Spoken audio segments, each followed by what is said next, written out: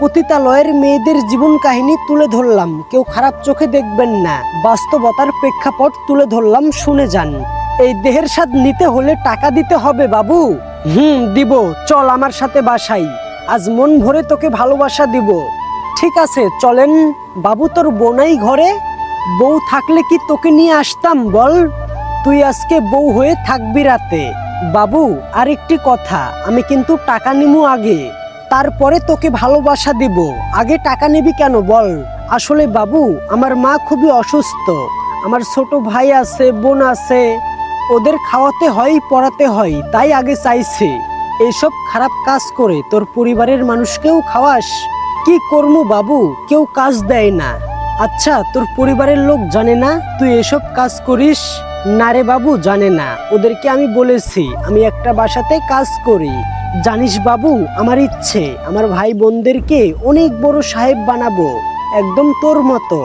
তাই? আচ্ছা এই নে, এখানে 5,000 টাকা আছে, যা আগে বিকাশে পাঠায় আয়। এত টাকা তো না, আমার সাথে থাকতে হলে 1,000 টাকাতেই যথেষ্ট। তোরে ভালো লেগেছে তাই দিছি, পুরোটাই নিয়ে নে। এই কথাটি শুনেই মেয়েটি খুশি হয়ে যায়, সাথে সাথে একটি বিকাশের দোকানে গিয়ে টাকাটা পাঠিয়ে দেয়।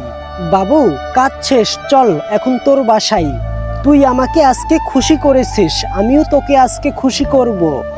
আচ্ছা একটা কথা বল, তুই মুখে মাস্ক পরে আছিস কেন? আগে মাস্কটা খুল। না এখন না, আগে বাসায় চল, তারপরে গিয়ে দেখিস আমাকে। এরপরে লোকটিও আর কোনো রকমের কথা না বাড়িয়ে সোজা বাসায় চলে আসে মেয়েটিকে নিয়ে। এখন তো মাস্কটা খুল, একটু দেখি ভালো করে। যখন মেয়েটি মাস্ক খুলে সাথে সাথে ছেলে লোকটি অবাক হয়ে যায়, কারণ এত সুন্দর মেয়ে এরকম কাজ করে? কি বাবু তাকিয়ে আসিস কেন? তুই এত সুন্দর মেয়ে, তারপরেও এরকম কাজ করিস? কি আর করব বাবু, সবই পরিস্থিতি। আল্লাহ কখন কাকে কোথায় আনবে তা কেউ জানে না। এসব কথা বাদ দে, তুই তোর কাজ কর।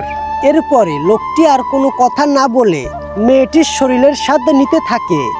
হ্যাঁ, এটাই হলো পতিতালয়ের মেয়েদের কাহিনী। যাদের মাথার উপরে বাবা নেই, যাদের মাথার উপরে বড় ভাই নেই, তারাই জানে এই দুনিয়াটা কত কঠিন।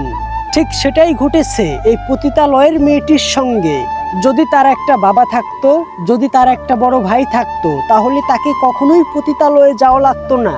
হায়রে মেয়েদের জীবন, তারা কতই না অসহায়। একটা মেয়ে কখন পতিতালয়ে যায় জানেন? যখন সে সমস্ত রাস্তা হারিয়ে ফেলে, কোনো রাস্তা থাকে না, তখন সে এই সিদ্ধান্ত নিতে বাধ্য হয়।